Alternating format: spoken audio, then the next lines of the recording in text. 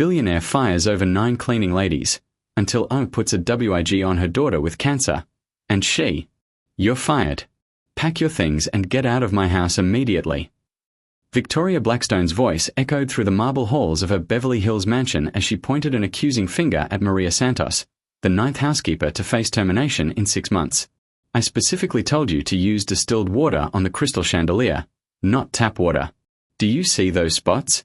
Those are $10,000 worth of baccarat crystal ruined by your incompetence."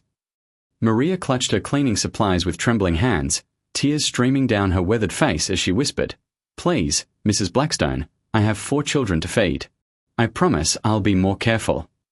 But Victoria's cold blue eyes showed no mercy as she snapped, "Promises don't restore damaged crystal. Security will escort you out." From the top of the grand staircase, 12-year-old Emma Blackstone watched the scene unfold, her bald head wrapped in a silk scarf, her hollow eyes reflecting the cruelty she'd witnessed so many times before. "Mama," Emma called down weakly, "why do you always fire everyone who tries to help us?" Victoria whirled around, her Louboutin heels clicking against the marble like gunshots. "Because excellence is non-negotiable, Emma. The moment you accept mediocrity, you become mediocre yourself." Emma's soft voice carried a wisdom beyond her years. "But Mama, maybe if you weren't so mean, people would want to help us with my cancer instead of just running away." The words hit Victoria like a physical blow, but her armor of perfectionism deflected any hint of vulnerability. "Your cancer has the best doctors money can buy. We don't need help from incompetent housekeepers." As Maria disappeared through the front door, Emma whispered to herself, "We need help from someone who cares about more than money."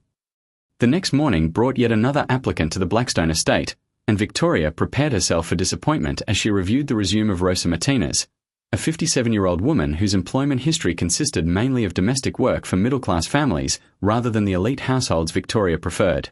"Mrs. Blackstone," Rosa said as she stood in the imposing foyer, her simple black dress and worn hands a stark contrast to the opulence surrounding them, "I understand your daughter is fighting a difficult battle.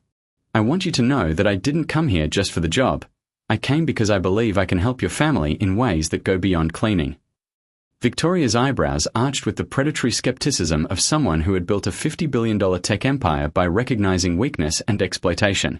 "Ms. Martinez, I need someone who can maintain a household to my exacting standards, not someone who thinks she's a therapist. Can you polish silver without leaving streaks? Can you clean crystal without damaging it? Can you follow detailed instructions without improvisation?" Rosa's gentle smile remained steady as she replied, "Mrs. Blackstone, I can clean anything you need cleaned, but more importantly, I can help heal what money cannot touch." The audacity of the statement should have triggered an immediate dismissal, but something in Rosa's voice, a quality of absolute certainty mixed with profound compassion, made Victoria hesitate. "What exactly do you mean by that?"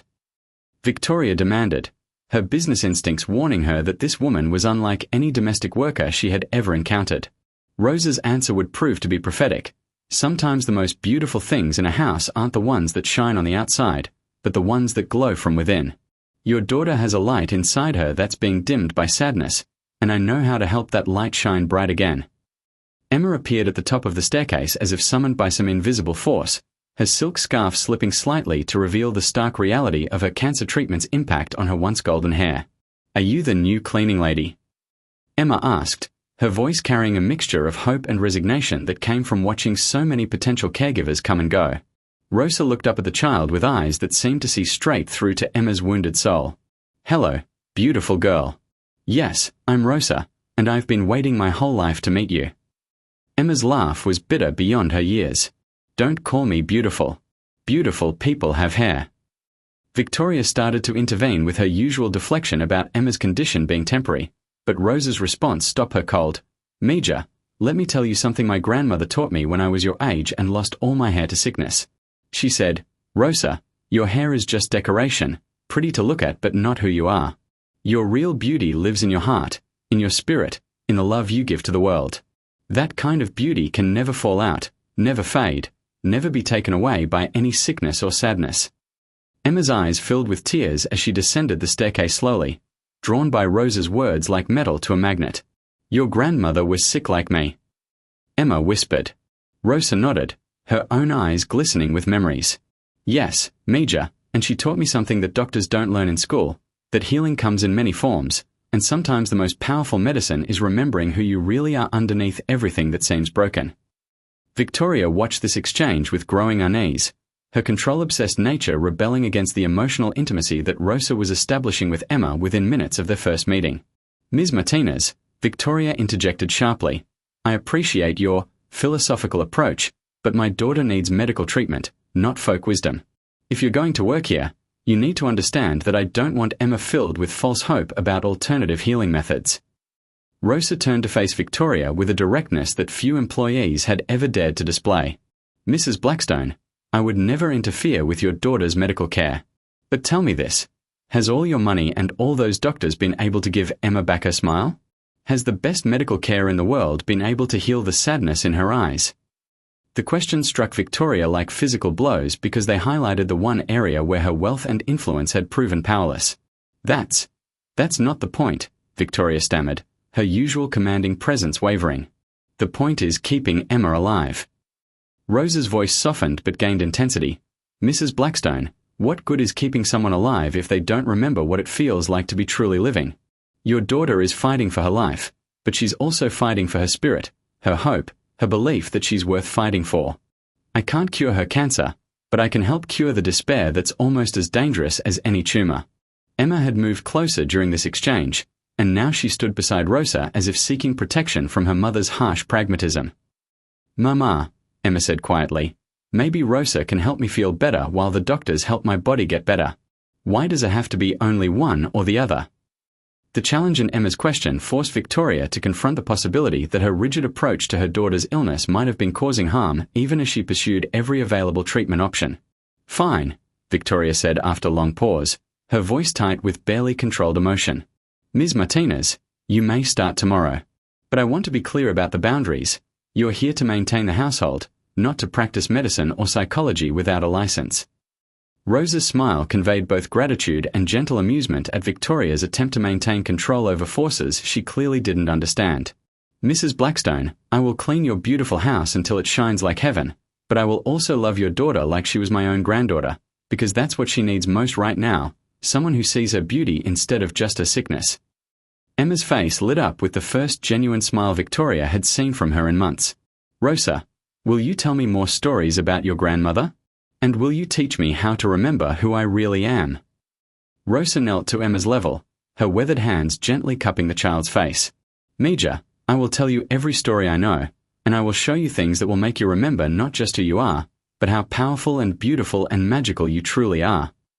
Victoria felt a chill run down her spine at Rosa's words, not understanding why this simple exchange felt so significant, so loaded with potential for change that went far beyond mere household management. As Rosa gathered Emma into a warm embrace, Victoria realized that she had just hired someone who would transform their lives in ways she couldn't possibly imagine, and that the transformation had already begun.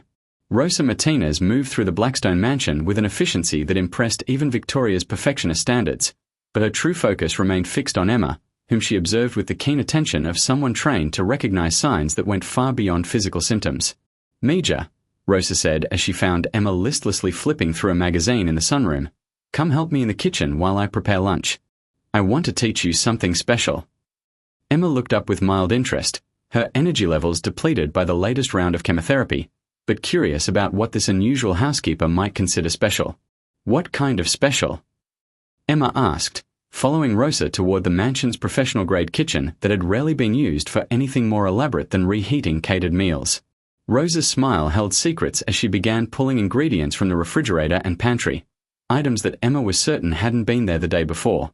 "I'm going to teach you how to make healing soup, the same recipe my great-great-grandmother used when children in our village were sick and sad. But first, you need to know something about me that your mother doesn't know yet." Emma's eyes widened with the thrill of being trusted with adult secrets. "What don't you want Mama to know?" Rosa paused in her preparations, her hands resting on an ornate wooden spoon that seemed far too elegant for kitchen work. "Mija, I didn't come to work for your family by accident. 3 months ago, I had a dream about a little girl with no hair who was crying in a big, cold house while her mother shouted at everyone who tried to help. In my dream, I saw that this little girl's sadness was making her sicker than any cancer ever could, and I knew I had to find her and help her remember how to smile again." The revelation that Rosa's employment wasn't coincidental sent chills through Emma's fragile frame, but instead of fear, she felt a strange sense of destiny unfolding around her. "You dreamed about me," Emma whispered, her voice filled with wonder rather than alarm. "How is that possible?" Rosa began chopping vegetables with practiced precision, each slice releasing aromas that seemed to carry healing properties in their very essence. "In my family, Mija, dreams are messengers. My grandmother could see things in her sleep that would happen weeks or months later, and she taught me to pay attention when the dreams felt different from regular nighttime pictures." Emma leaned against the marble counter, fascinated by this glimpse into a world where supernatural abilities were treated as naturally as cooking skills. "What else did you see in your dream about me?" Rosa's knife paused mid-chop as she considered how much truth a sick 12-year-old could handle.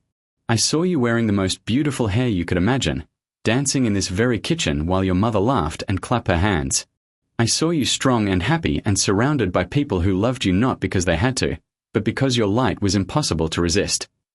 Emma's hand instinctively went to her silk scarf, touching the empty space where her hair used to be. "That sounds like a fairy tale, not a dream about real life." Rosa turned to face Emma fully, her dark eyes holding depths of wisdom that seemed impossibly ancient. "Mija, what if I told you that fairy tales and real life don't have to be different things? What if I told you that magic is just love that's strong enough to change what seems impossible?" The conversation was interrupted by Victoria's sharp heels clicking against the kitchen's tile floor as she entered to investigate the unusual sounds and smells coming from her previously sterile culinary space. "What are you two doing in here?" Victoria demanded, her eyes taking in the scattered ingredients and Emma's animated expression with equal suspicion. "Ms. Martinez, I didn't give you permission to use the kitchen for personal cooking projects." Rosa's response was delivered with such gentle authority that it momentarily disarmed Victoria's aggressive tone. "Mrs. Blackstone, I am preparing nutritional support for Emma's healing process, using ingredients that will help her body process her medical treatments more effectively while boosting her energy and immune function." Victoria's business-trained mind immediately categorized this as potential liability. "Are you qualified to make medical recommendations for a cancer patient? Do you have training in oncology nutrition?" Emma jumped to Rosa's defense with surprising vigor. "Mama, Rosa isn't trying to replace my doctors. She's just making soup that might help me feel better. Why do you always assume people are trying to hurt us?" The question hung in the air like an accusation, forcing Victoria to confront her own paranoia and defensiveness. Rosa stepped into the tension with diplomatic skill. "Mrs. Blackstone, perhaps you would like to call Emma's oncologist and ask if there would be any harm in her eating vegetable soup made with organic ingredients? I think Dr. Chen would approve of anything that might improve Emma's appetite and energy levels." Victoria's defensive posture wavered as she realized that opposing nutritious soup would make her seem unreasonably controlling even by her own exacting standards. The phone call to Dr. Chen that Victoria made from the kitchen revealed information about Rosa that neither Victoria nor Emma had expected, adding new layers to the mystery of how this particular housekeeper had found her way into their lives. "Mrs. Blackstone," Dr. Chen's voice came through the speakerphone, "I actually know Rosa Martinez by reputation. She's been recommended to several of my families as someone who provides excellent supportive care for children undergoing cancer treatment. I had no idea she was working for you, but I can tell you that her nutritional knowledge is quite sophisticated and completely complementary to conventional medical care." Victoria's eyebrows shot up in surprise. "You know her? How is that possible?" Dr. Chen's chuckle was warm with genuine affection. "Rosa has been quietly helping families in our oncology unit for over 5 years. She never interferes with medical treatment, but the children she works with consistently show improved emotional resilience and better treatment tolerance. I've been trying to convince her to join our staff officially, but she prefers to work independently with families who need her particular gifts." Emma's face glowed with vindication as she looked at her mother's shocked expression. "See, Mama, Rosa really is special." But Victoria's business instincts were now in full alert mode. "Dr. Chen, why didn't Rosa mention this experience when I interviewed her? Why did she present herself as just a housekeeper?" The doctor's pause was loaded with significance before she answered, "Mrs. Blackstone, you might want to ask Rosa that question directly. I suspect her reasons for discretion will become clear once you get to know her better."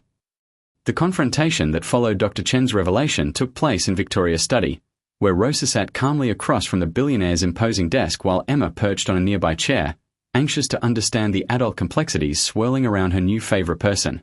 "Ms. Martinez," Victoria began, her voice carrying the cold precision of a corporate interrogation, "you deliberately misrepresented your qualifications and experience when you applied for this position. In the business world, we call that fraud." Rose's response was delivered without defensiveness or apology. "Mrs. Blackstone, if I had told you during our interview that I was a traditional healer who specializes in supporting children with serious illnesses, would you have hired me?" Victoria's silence was answer enough, but Emma spoke into the void with startling clarity. "Mama would have called security and had you escorted out before you finished the sentence. She doesn't believe in anything that didn't come from a university or a hospital." Rosa nodded with sad understanding. "Exactly, Major. So I told your mother I was a housekeeper who wanted to help your family, which is also true. I didn't lie. I just didn't mention the other work I do because I knew she wasn't ready to hear about it yet." Victoria leaned back in her leather chair, her analytical mind working to process this information. "And now? What makes you think I'm ready to hear about it now?" Rosa's smile held infinite patience. "Because now you've seen how much happier Emma is when someone treats her like a magical little girl instead of just a sick patient. Because now you've heard from Emma's own doctor that what I do helps children heal. And because now you have to choose between your fear of things you don't understand and your love for your daughter's well-being." The choice that Rosa had laid out for Victoria became even more stark when Emma suddenly spoke with a maturity that seemed to come from somewhere far beyond her 12 years. "Mama," Emma said softly, "I know you love me, but your love feels scared and angry all the time. Rosa's love feels safe and hopeful. I need both kinds of love to get better, the kind that fights for me like you do, and the kind that believes in me like Rosa does." Victoria felt tears threatening for the first time in months as her daughter's words cut through every defense she had built around her heart. "Emma, I'm trying to protect you from people who might give you false hope or interfere with your treatment." Rosa leaned forward in her chair, her voice gentle but firm. "Mrs. Blackstone, what if instead of protecting Emma from hope, you helped me give her reasons to hope? What if instead of seeing me as a threat to her medical care, you saw me as someone who can help her be strong enough to handle whatever her medical care requires?" Emma clapped her hands together with sudden excitement. "Yes. Mama, what if Rosa could help me be brave for the scary treatments and happy between the scary treatments?" Victoria looked at her daughter's animated face, seeing more life and energy there than she had witnessed in months of expensive medical interventions. The choice Rosa had presented was really no choice at all. Victoria's love for Emma demanded that she set aside her fears and prejudices in favor of whatever would help her daughter heal. "All right, Ms. Martinez," Victoria said finally, "tell me about this other work you do. Tell me how you help children like Emma. And tell me what you think you can do for my daughter that $50 million worth of medical care hasn't been able to accomplish." Rosa's explanation of her background and abilities unfolded like a revelation that challenged everything Victoria thought she knew about healing, medicine, and the sources of real power in situations where conventional solutions had reached their limits. "Mrs. Blackstone," Rosa began, "I come from a family of curandras, traditional healers who have been working with sick children for 7 generations. My great-great-grandmother could heal diseases that doctors couldn't even name, using nothing but plants from the forest and prayers passed down through centuries of women who understood that sickness affects more than just the body." Emma listened with rapt attention as Rosa described a world where healing involved community, spirituality, and natural remedies that worked in harmony with rather than opposition to medical science. "The children I work with don't stop seeing their doctors or taking their medicine," Rosa continued, "but they also get healing for their spirits, their emotions, their connection to life and hope and joy. When a child's spirit is strong, their body remembers how to fight. When a child's spirit is sad and scared, even the best medicine struggles to work." Victoria found herself caught between skepticism and fascination as Rosa painted a picture of healing that was both ancient and revolutionary. "And you think Emma's spirit needs this kind of support?" Rosa's nod was definitive. "Mrs. Blackstone, your daughter's body is fighting cancer, but her spirit is fighting something even more dangerous, the belief that she's broken, ugly, powerless, and alone. Until we heal her spirit, her body will keep struggling no matter how good her medical care becomes." The truth of Rosa's words hit Victoria like a physical blow as she realized that in focusing obsessively on Emma's physical treatment, she had neglected the emotional and spiritual wounds that were perhaps even more life-threatening than the cancer itself. The transformation began the very next morning when Rosa arrived at the mansion carrying a carefully wrapped package that seemed to pulse with its own mysterious energy, drawing Emma's curious gaze like metal to a magnet as the housekeeper set it gently on the kitchen counter. "What's in there, Rosa?" Emma asked, her voice filled with the anticipation of a child who had learned to hope for magic in a world that had offered her precious little beyond medical procedures and symptomatic relief. "This, Mija, is a gift that has been waiting 7 years to find the right little girl," Rosa replied, her hands moving with ceremonial precision as she began to unwrap layers of tissue paper that seemed to shimmer with an inner light. "My grandmother made this before she died, and she told me to save it for a child whose spirit needed to remember how beautiful and powerful she truly is." Victoria watched from the doorway with the skeptical attention of someone who had built a fortune on recognizing potential fraud and exploitation, but even her cynical business instincts couldn't deny the palpable sense of significance that filled the room as Rosa's gift was slowly revealed. "Rosa," Emma whispered as the final layer of wrapping fell away, "it's the most beautiful thing I've ever seen in my whole life." The wig that emerged from its protective cocoon defied every expectation Victoria had formed about synthetic hairpieces, appearing to be crafted from strands of actual sunlight woven together by hands that understood the deepest mysteries of beauty and healing. The honey-golden curls seemed to move with their own life force, catching and reflecting light in ways that made Emma's eyes shine with wonder and delight. "How is this possible?"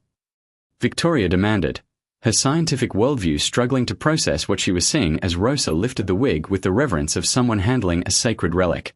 "This looks like real hair, but it's glowing." Rosa's smile held depths of knowledge that Harvard Business School had never explored.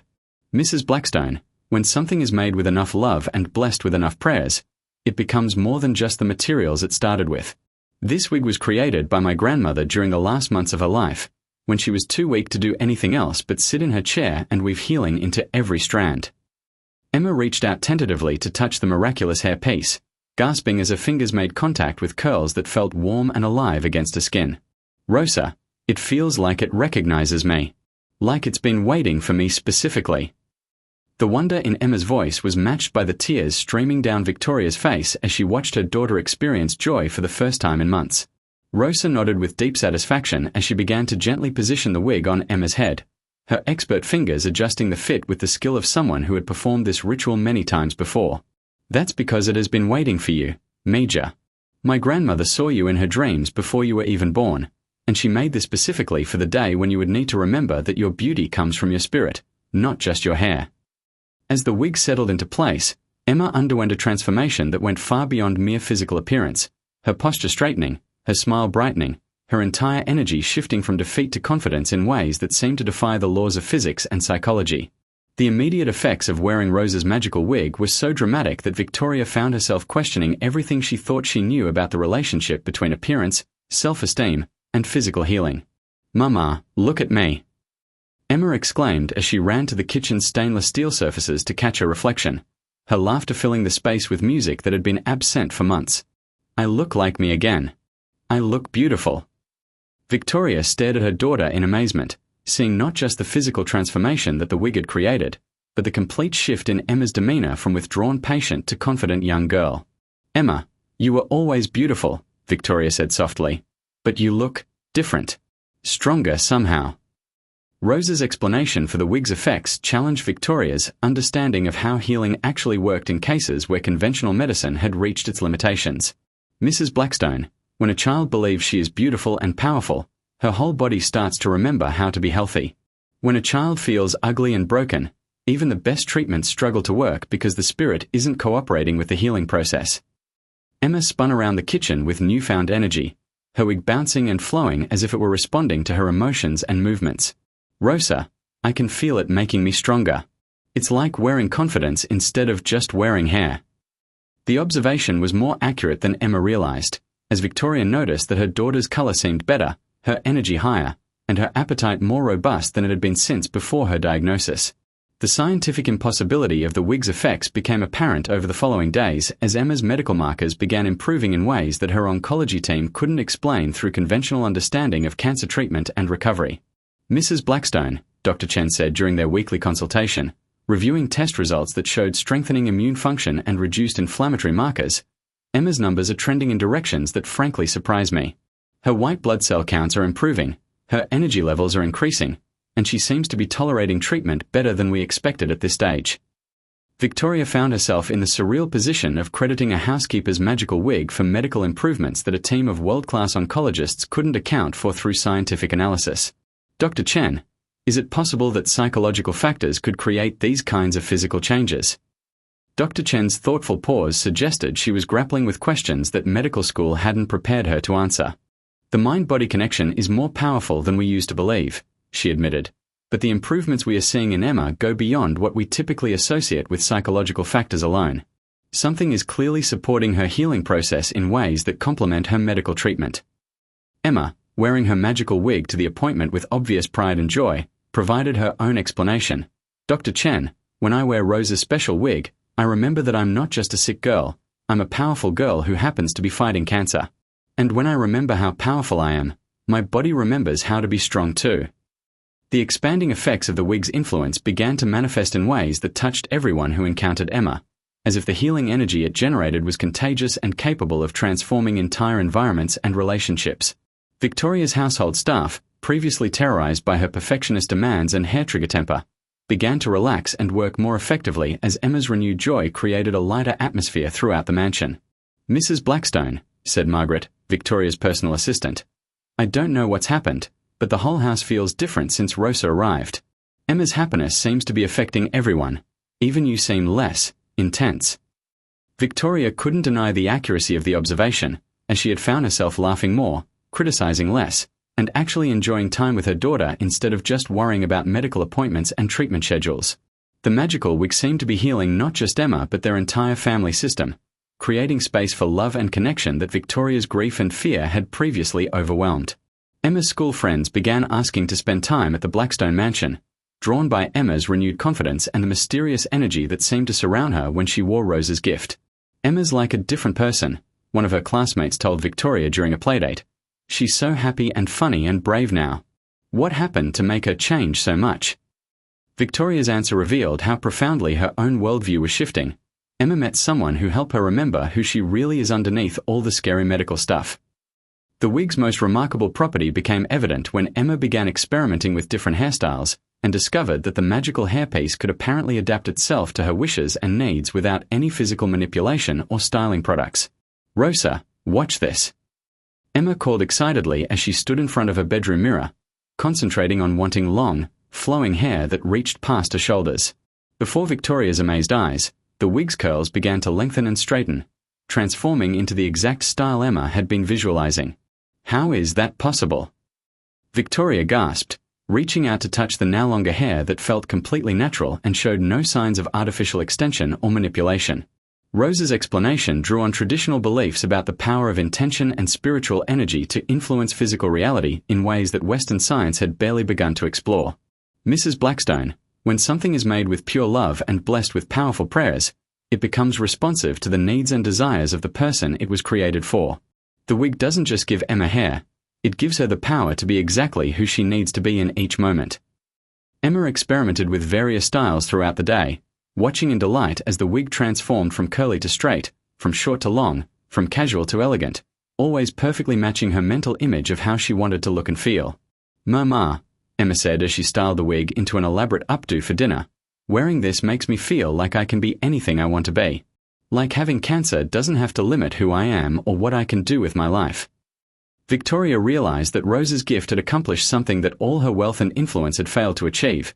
It had given Emma back her sense of unlimited possibility and personal power in the face of a disease that typically made children feel helpless and defined by their limitations. The revelation of the wig's true nature came during Emma's next oncology appointment, when Dr. Chen examined the hairpiece more closely and made discoveries that challenged everything she thought she knew about synthetic materials and their potential effects on human physiology and psychology. "Mrs. Blackstone," Dr. Chen said after running her fingers through Emma's beautiful curls, "this wig appears to be emitting some kind of electromagnetic field that's actually measurable with our hospital equipment. I've never seen anything like it in 30 years of medical practice." Victoria's heart raced with concerns about potential harmful effects, but Dr. Chen's next words provided reassurance. "The field seems to be perfectly calibrated to support healing rather than cause harm. In fact, the energy signature matches frequencies that we use in some of our most advanced healing therapies." Emma listened to this conversation with the wisdom of someone who had learned to trust her own experience over adult explanations that often seemed to miss the most important points.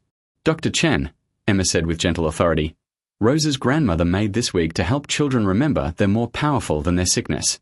Maybe what you're measuring is what hope and love look like when someone who understands healing puts them into something physical. The doctor's response revealed how Emma's transformation was affecting even seasoned medical professionals. Emma, that might be the most sophisticated explanation of energy medicine I've ever heard from someone your age. You may understand healing better than most of us who spent years studying it in medical school. Rosa, who had accompanied them to the appointment, nodded with proud satisfaction as she watched Emma explain concepts that bridged ancient wisdom and contemporary science in ways that neither system had achieved independently. The first cracks in Victoria's carefully constructed business empire appeared during a board meeting 3 weeks after Rosa's arrival, when Victoria's attention wandered from quarterly profit projections to thoughts of Emma's laughter echoing through their previously silent mansion. Victoria, are you listening? Snapped James Richardson, her chief technology officer, his voice sharp with frustration at her unusual inattentiveness during discussions of their upcoming product launch. We are talking about a $3 billion market opportunity, and you seem more interested in staring out the window than focusing on business strategy. Victoria's response revealed how profoundly her priorities had shifted since witnessing Emma's transformation under Rosa's care. James, what good is $3 billion if I'm too busy earning it to enjoy my daughter's recovery? The shocked silence that greeted this question told Victoria everything she needed to know about how far she had drifted from the ruthless business leader her colleagues expected her to be. Recovery? Asked Sarah Chen, the company's chief financial officer. I thought Emma's prognosis was still uncertain. Are you saying she's getting better? Victoria's smile was radiant as she thought of Emma's renewed energy and confidence. Sarah, Emma is getting better in ways that go beyond what medical tests can measure. She's remembering how to be joyful, how to hope, how to believe in herself. And I'm learning that those things might be more important than any financial metrics we track in this boardroom. The bewilderment on her colleagues' faces reflected their inability to reconcile this philosophical Victoria with the profit-obsessed CEO who had built their technology empire through ruthless focus on market domination and shareholder returns. The transformation in Victoria's leadership style became increasingly apparent as she began making business decisions based on values that had never appeared in any strategic planning document or investor presentation. I want to redirect our healthcare technology division toward developing applications that support families dealing with childhood cancer, Victoria announced during the following week's executive committee meeting, her voice carrying an authority that brooked no argument despite the revolutionary nature of her proposal. We are going to create tools that integrate conventional medical information with emotional support, community resources, and holistic healing approaches. Richard Morrison, the head of her healthcare division, struggled to understand how this initiative would generate the aggressive profit margins that Victoria had always demanded from every business unit. Victoria, that's a very noble goal. But how do we monetize applications designed for families who are already struggling with massive medical expenses? What's our revenue model for giving away expensive technology to people who probably can't afford premium pricing? Victoria's answer revealed how Emma's healing journey had reshaped her understanding of success and value creation. Richard, what if our revenue model is creating such valuable resources that healthcare systems and insurance companies pay us to provide them to families, because our tools improve outcomes and reduce long-term costs? What if we make money by helping people heal instead of by exploiting their desperation? The radical nature of Victoria's new business philosophy created anxiety throughout her executive team as they grappled with the implications of their CEO's apparent shift from capitalism to social activism. The rebellion within Victoria's corporate hierarchy reached a crisis point when several key executives began meeting privately to discuss what they euphemistically called Victoria's recent instability and its potential impact on shareholder value and company performance. She's lost her edge, complained Michael Torres, the chief operating officer, during a clandestine dinner meeting with other senior managers. The Victoria Blackstone who built this company would never have wasted time on charitable healthcare applications when we could be developing products with real profit potential. Her daughter's illness is clearly affecting her judgment. Margaret Walsh, representing the board of directors, expressed the concerns of major investors who were beginning to question Victoria's fitness to lead a $50 billion corporation. The shareholders are asking legitimate questions about Victoria's priorities and decision-making capacity. We may need to consider leadership changes if she continues to prioritize emotional issues over business performance. What these conspirators didn't understand was that Victoria's transformation represented not a loss of business acumen, but an evolution toward a more sophisticated understanding of sustainable value creation that considered all stakeholders rather than just shareholders. Emma's healing had taught Victoria that short-term thinking and zero-sum competition were ultimately self-defeating strategies that ignored the interconnectedness of business success and community well-being. However, the attempted coup that these executives were planning would force Victoria to choose between preserving her corporate empire and protecting the values that Emma's recovery had awakened within her heart. The confrontation between Victoria and her rebellious executives took place in the company's executive conference room, where 20 years of collaborative relationship building collapsed into accusations, ultimatums, and irreconcilable differences about the fundamental purpose of business leadership.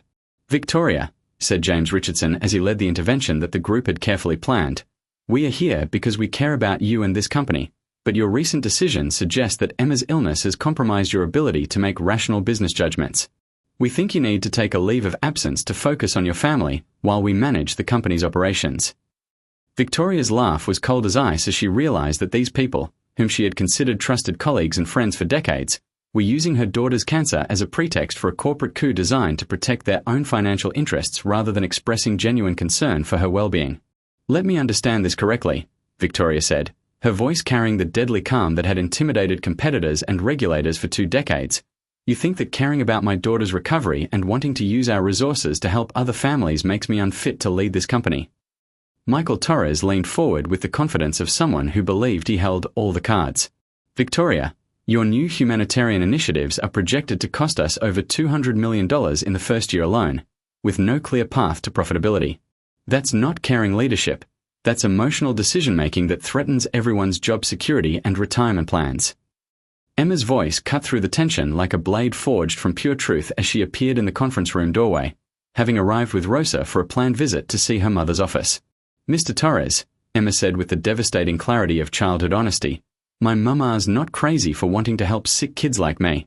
You're just scared that helping people might cost you some money." The assembled executives squirmed uncomfortably as this bald 12-year-old, wearing Rosa's magical wig like a crown of confidence, exposed the selfishness that they had disguised as business prudence. The corporate civil war that erupted in the aftermath of the failed coup attempt became a very public battle between competing visions of business leadership, with Victoria representing values-based capitalism while her former executives embodied traditional profit maximization approaches. "Mrs. Blackstone has clearly lost touch with the fiduciary responsibilities that shareholders entrust to corporate leadership," declared James Richardson during a CNBC interview designed to pressure Victoria into resignation. Her decision to pursue charitable healthcare initiatives instead of maximizing shareholder returns represents a betrayal of the investor confidence that built this company. Victoria's response, delivered during her own media appearances, revealed how Emma's healing had given her a new understanding of what true leadership actually required. "Mr. Richardson and his allies are operating from an outdated model of business that treats human suffering as market opportunity rather than moral obligation," Victoria told Bloomberg's technology reporter. "My daughter's recovery has taught me that sustainable business success requires creating value for all stakeholders, employees, customers, communities, and yes, shareholders too, rather than extracting maximum profit from human desperation." The philosophical battle being waged in boardrooms and media interviews attracted attention from business schools, ethics professors, and social activists who saw Victoria's transformation as a potential catalyst for broader changes in corporate culture and responsibility. Emma, now serving as an unofficial spokesperson for her mother's new vision, appeared on several talk shows where her articulate explanations of why businesses should help heal rather than exploit human suffering proved more compelling than any MBA-trained executive's arguments about fiduciary duty. The financial warfare that accompanied the leadership struggle created precisely the kind of market instability that Victoria's critics had predicted would result from her values-based approach to business management. Stock prices fluctuated wildly as investors struggled to evaluate whether Victoria's humanitarian initiatives represented brilliant long-term strategy or expensive short-term sentiment that would ultimately destroy shareholder value.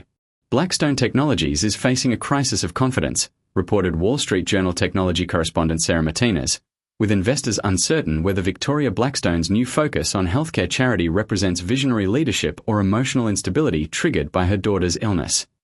The uncertainty was compounded by the fact that Victoria's proposed healthcare applications had attracted interest from major hospital systems and insurance companies who saw potential value in tools that could improve patient outcomes while reducing long-term costs.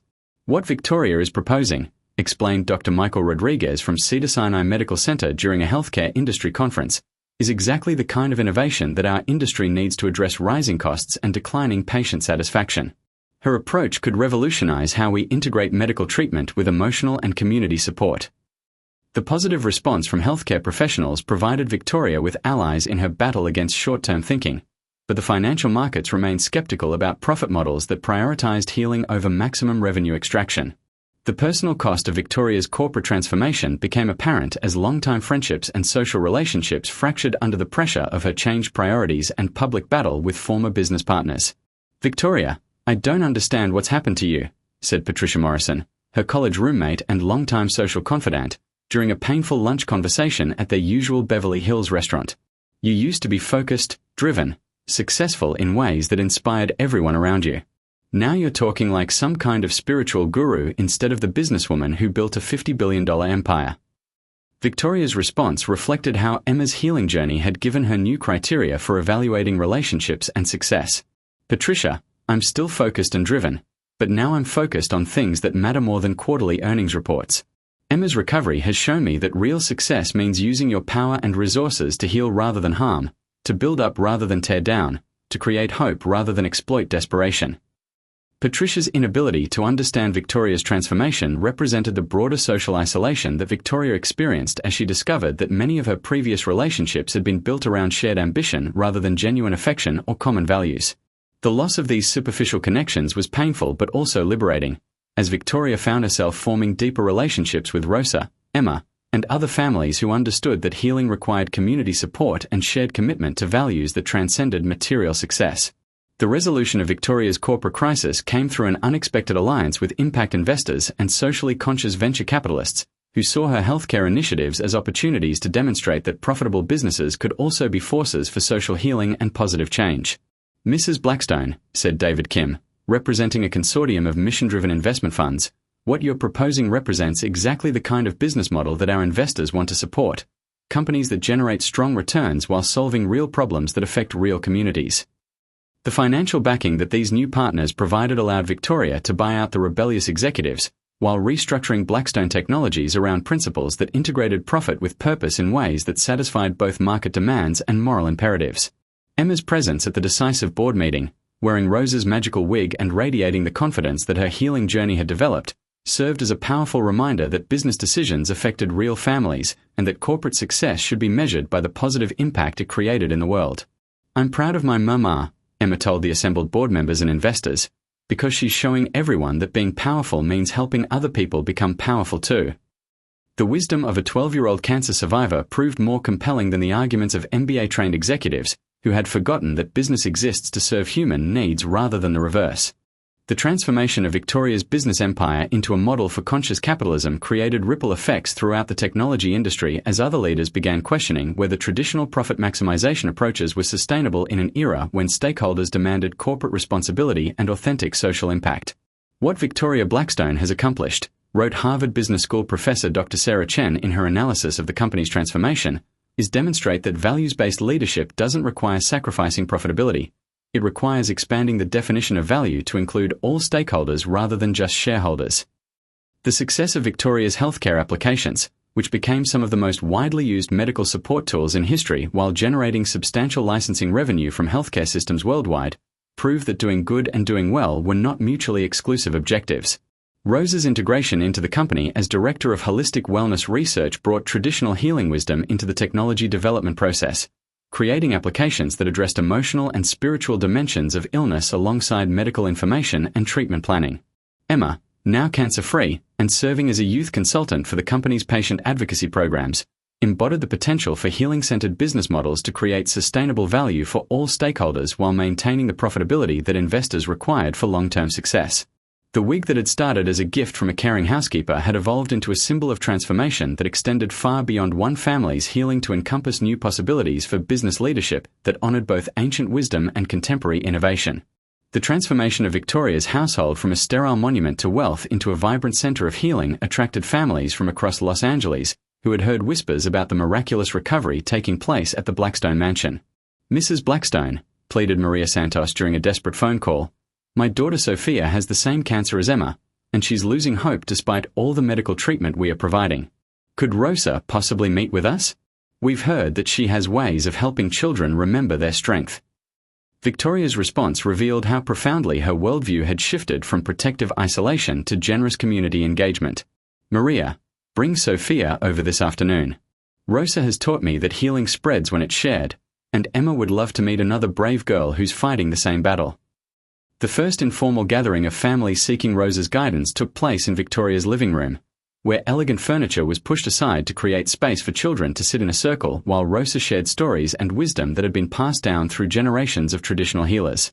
In my village, Rosa told the assembled children, we understand that when one child is sick, all children are affected, because we are all connected like flowers in the same garden.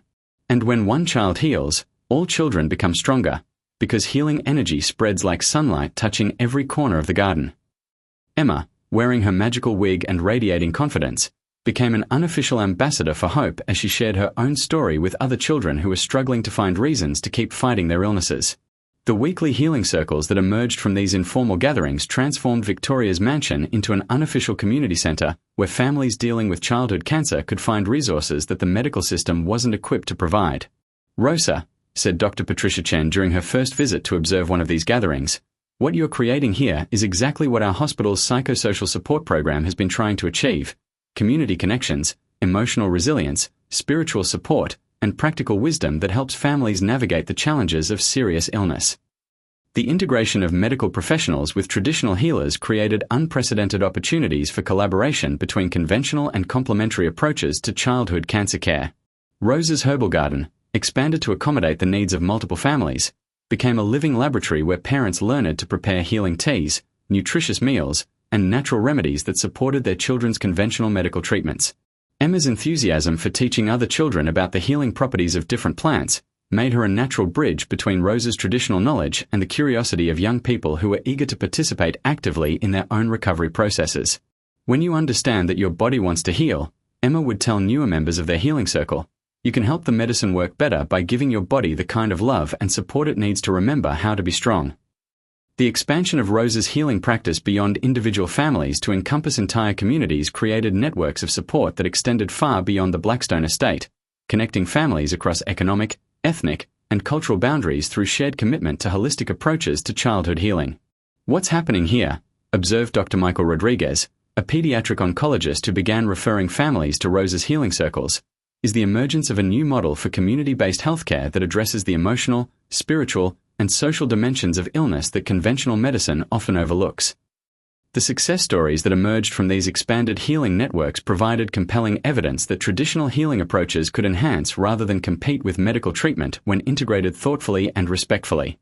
Sophia Santos, the first child beyond Emma to benefit from Rosa's guidance, experienced improvements in both her medical markers and her emotional resilience that impressed her oncology team and inspired other families to explore similar approaches. Sophia's transformation has been remarkable. Sophia's mother Maria told a gathering of parents who were considering whether to join Rosa's healing circle. The medical treatments are working better since we started incorporating Rosa's nutritional guidance and emotional support practices. Sophia is stronger, more hopeful, and more engaged with her treatment plan than she was when we were relying only on conventional care. The testimonials from families who had experienced positive outcomes through Rosa's methods created word-of-mouth networks that spread throughout Southern California's medical communities. The scientific validation of Rosa's healing methods began when Dr. Jennifer Kim, a researcher at UCLA's Center for Integrative Medicine, received approval to conduct formal studies of the outcomes achieved by families participating in Rosa's healing circles. What we are documenting, Dr. Kim explained to a conference of pediatric oncologists, is that children who participate in traditional healing practices alongside conventional medical treatment show statistically significant improvements in treatment tolerance, emotional resilience, family functioning, and overall quality of life compared to control groups receiving medical care alone. The research protocols that emerged from this collaboration represented a new model for studying traditional healing that honored cultural authenticity while meeting scientific standards for evidence-based medicine. Emma's participation in the research studies provided valuable insights into the long-term effects of integrative healing approaches, as her continued thriving more than a year after her initial recovery demonstrated the sustainability of gains achieved through Rosa's methods. Emma's case is particularly interesting, Dr. Kim noted, because her healing trajectory suggests that traditional healing approaches may provide protective factors that help prevent recurrence while supporting continued growth and development in ways that purely medical interventions alone might not achieve. The research findings began attracting attention from medical schools and healthcare systems around the world who were seeking evidence-based approaches to integrative pediatric care. The policy implications of the healing movement that had grown from Rose's work with Emma became apparent as local and state officials recognized that community-based healing approaches could address healthcare access and quality issues that conventional policy solutions had failed to resolve effectively. What we are seeing in the Blackstone healing circles, explained Assemblywoman Maria Santos during legislative hearings on healthcare innovation, is a model for community-supported healthcare that reduces costs while improving outcomes by addressing the social determinants of health that medical treatment alone cannot modify. The legislation that emerged from these discussions created funding mechanisms for community healing programs that integrated traditional practitioners with conventional medical teams, providing insurance coverage for services that had previously been available only to families who could afford to pay out of pocket. Emma's testimony before the state legislature, delivered with poise that reflected her journey from frightened patient to confident advocate, provided compelling personal evidence for the value of integrative healing approaches. Before I met Rosa, Emma told the assembled lawmakers, I thought being sick meant I was broken and helpless. Rosa and her healing circle taught me that being sick can also mean discovering how strong and powerful I really am, especially when I have community support to help me remember who I am beyond my diagnosis. The policy changes that resulted from these hearings created new possibilities for healthcare delivery that honored both traditional healing wisdom and contemporary medical science. The international recognition of the healing movement that had emerged from one family's crisis began attracting delegations of healthcare professionals, traditional healers, and government officials from countries around the world who wanted to understand how community-based healing could be integrated with modern medical systems. The Blackstone model, observed Dr. Zhong Wei, a traditional Chinese medicine practitioner who participated in an international conference on integrative pediatric care, demonstrates principles that are universal across healing traditions: the importance of community support, the integration of physical and spiritual approaches to health, and the recognition that healing involves the whole person rather than just disease symptoms. The cultural exchanges that took place through these international programs created global networks of healers who shared knowledge and resources while maintaining respect for the specific traditions and contexts that gave meaning to different healing practices. Rose's role as a bridge between traditional healing and modern medical systems made her a sought-after consultant for healthcare organizations seeking to develop culturally competent integrative programs. Healing wisdom exists in every culture, Rosa would explain to international audiences, but it only works when it's rooted in authentic relationships and genuine respect for the people and communities it's meant to serve. The legacy of the healing revolution that began with Rose's gift of a magical wig to a frightened cancer patient continued to expand as former participants in the healing circles became advocates and practitioners who carried the principles of community-based integrative healing to their own communities and professional settings. What Rosa taught us, reflected Dr. Patricia Chen during a retrospective conference 5 years after Emma's initial healing, is that the most powerful medicine often comes not from laboratories or hospitals, but from the willingness of communities to support each other through the challenges that every family eventually faces. Emma herself, now a healthy teenager who wore Rose's magical wig only for special occasions, had become a spokesperson for integrative pediatric care and a living example of what was possible when traditional healing wisdom and modern medical science worked together in service of complete healing. The foundation that Victoria established to support community healing programs had grown into an international network that provided resources and training for healthcare systems seeking to integrate traditional healing approaches with conventional medical care. The wig was just the beginning, Emma would tell audiences of healthcare professionals and community leaders. What really healed me was discovering that I wasn't fighting cancer alone. I was part of a community that believed in my power to heal and gave me the tools I needed to remember that power myself. The transformation that had begun with one housekeeper's gift of love had rippled outward to create new possibilities for healing that honored both the wisdom of the past and the innovations of the present, proving that the most profound revolutions often began with simple acts of caring that recognized the inherent dignity and potential of every human being.